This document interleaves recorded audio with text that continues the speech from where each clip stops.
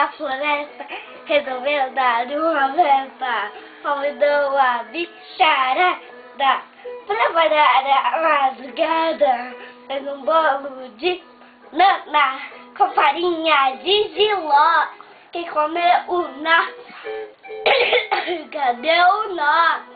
A girafa coitadinha não podia se mexer. E o leão furioso deu um chute no cavalo. E o cavalo foi pra lá no Japão.